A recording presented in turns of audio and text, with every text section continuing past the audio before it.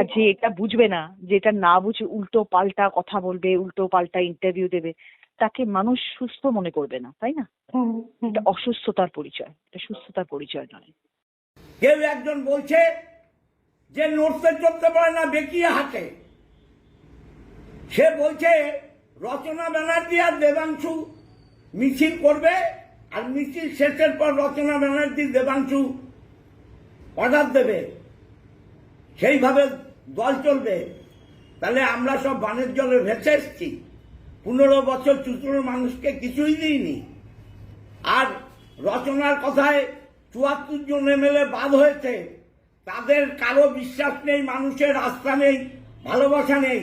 ও 74 জন running MLA যারা আগামী 7ই মে পর্যন্ত থাকবে, তাদের অপমান করেছে। রচনাকে এই অধিকার কে দিয়েছে? অধিকার কে দিয়েছে? দলে যা কিছু বলবে মমতা ব্যানার্জি, অভিষেক ব্যানার্জি মেনে নেব, মাথা পেতে মেনে নেব, মারলেও সেই মার হজম করব। কে রচনা? 3 দিনকার যোগী, সে দল শেখাবে? আমরা সিপিএম এর বিরুদ্ধে লড়াই করেছি, আমরা বিজেপির বিরুদ্ধে লড়াই করেছি, ও দল শেখাচ্ছে। অতএব আজকে যা ঘটছে এটা ভালো ঘটছে না। ও চায় না দেবাংশু জিতুক, রচনা নিজে চায় না দেবাংশু জিতুক, তাই সবাইকে নিয়ে করার মানসিকতাও নেই। দলকে জেতাতে গেলে সবাইকে নিয়ে চলতে হবে। বারবার মমতা ব্যানার্জি, অভিষেক ব্যানার্জি বলছেন সবাইকে নিয়ে চলো। ও সবাইকে নিয়ে চলার মানসিকতা নেই। অপমান করা ওর অভ্যাস। ওর মতো সেজে গুজে পাউডার সুনো মেখে আমরা দল করিনি। আমরা গুলি বন্দুকের সঙ্গে লড়াই করেছি। তপন দাশগুপ্ত, আমি খানাকুল গোঘাটে যখন ডেলি একটা করে মরতো, সেই ডেড বডি আনতে আমি তপন দাশগুপ্ত যেতাম। তখন ওর বোধহয় জন্মও হয়নি, মায়ের পেটেও আসেনি, মায়ের পেটেও আসেনি। হ্যাঁ, ও শেখাচ্ছে আমাদের বিশ্বাস, আস্থা, ভালোবাসা, গুডউইল। গুডউইল আমার যা আছে, চুচড়ো শহরে আমি ঘুরলে একটা মানুষ বলতে পারবে না আমার কি গুডউইল আছে। ও ঠিক করে দেবে ওর কি গুডউইল। আমি আর প্রেসকে বলবো না ওর কি গুডউইল। চুচড়ো শহরে 8,000 ভোটে হারে, আমি তো হারি না। আমার কোনো কাউন্সিলর তো হারেনি, আমার কোনো পঞ্চায়েতের মেম্বার তো হারেনি। ও কেন হারলো? তাহলে কি গুডউইল ওর? ও 8,000 ভোটে হারলো, কেন হারলো? ওর গুডউইল? কাউন্সিলররা জিতলো, ও হারলো। পঞ্চায়েত মেম্বাররা জিতলো, ও হারলো। তাহলে কার গুডউইল? কার গুডউইল দেখাচ্ছে ও? আমি তাই বলছি যে দেবাংশুকে জেতাতে গেলে ঐক্যবদ্ধ তৃণমূল চাই, ঐক্যবদ্ধ তৃণমূল চাই, ঐক্যবদ্ধ তৃণমূল চাই। এবং রচনার মতো এইরকম মহিলারা এমপি, তারা যদি দলে থাকে, দলের সর্বনাশ হবে। ও যেখানে যাবে, শহরাঞ্চলে, গ্রামের মানুষ ও দিদি নাম্বার 1 ফোয়াম দেখে একটু ভোলে, শহরাঞ্চলে ও যেখানে যাবে সেখানে তৃণমূল হারবে, যেখানে যাবে সেখানে তৃণমূল হারবে।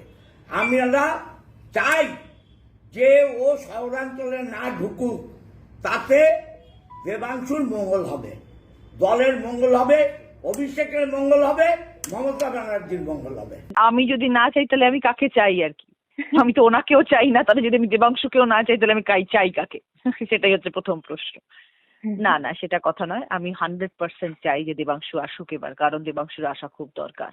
কারণ চুঁচুড়ার মানুষ বিগত 15 বছর ধরে অসম্ভব রকম এক পরিস্থিতির শিকার হয়ে রয়েছে। শুধু চুঁচুড়ার মানুষ নয়, প্রতিটি মানুষ ওখানে যারা বসবাস করেন, তাদের প্রত্যেকটি মানুষের ঘরে প্রচুর ক্ষোভ, প্রচুর বিদ্বেষ, প্রচুর দুঃখ, অনেক কথা শুনতে হয়েছে আমাকে বিগত 2 বছর ধরে সাংসদ হওয়ার পরে। এবং 15 বছর ধরে ওনার যা আধিপত্য সেখানে উনি গুছিয়ে রেখেছিলেন, তাতে চুঁচুড়ার মানুষ ব্যতিব্যস্ত হয়ে উঠেছে। তো সেটা দেখুন, আমি কেউ নই। আমি তো 2 বছরের রাজনীতির মানুষ। দিদি এবং অভিষেক বন্দ্যোপাধ্যায়, তারা আজকে এত বছর ধরে রাজনীতি করছেন। হ্যাঁ, হুম, তারা জানেন কাকে রাখা উচিত, কাকে রাখা উচিত নয়, কাকে পদ দেওয়া উচিত, কাকে পদ দেওয়া উচিত নয়, কাকে প্রার্থী আনলে সেই জায়গা ভালো হবে, সেই জায়গার পরিবর্তন আসবে। হুম, সেটা তো সব থেকে বেশি ভালো বুঝবেন আমাদের মাননীয় জননেত্রী মমতা বন্দ্যোপাধ্যায়, তাই না? হুম, আমি কি? আমি কেউ নই। তো সেই জন্য দিদি যাকে ভালো মনে করেছেন, অভিষেক বন্দ্যোপাধ্যায় যাকে ভালো মনে করছেন চুঁচুড়ার প্রার্থী, তাকে তারা এনেছেন, সব থেকে বড় কথা।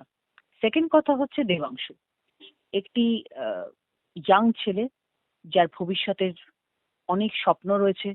সে রাজনীতিটার বিগত 15-16 বছর ধরে করছে, রাজনীতিটা সে জানে বোঝে। তাকে যখন একটা জায়গা দেওয়া হবে সে তখন তার জান প্রাণ দিয়ে সেখানে কাজ করবে, মানুষের পাশে থাকবে। এটাই তো হওয়া উচিত। হুম, আর সেই জন্যই সে আজকে এতদিন ধরে তৃণমূল কংগ্রেসের প্রার্থী হয়ে রয়েছে এবং ভালোবেসে দিদিকে অভিষেককে আজকে সে রাজনীতিটা করছে।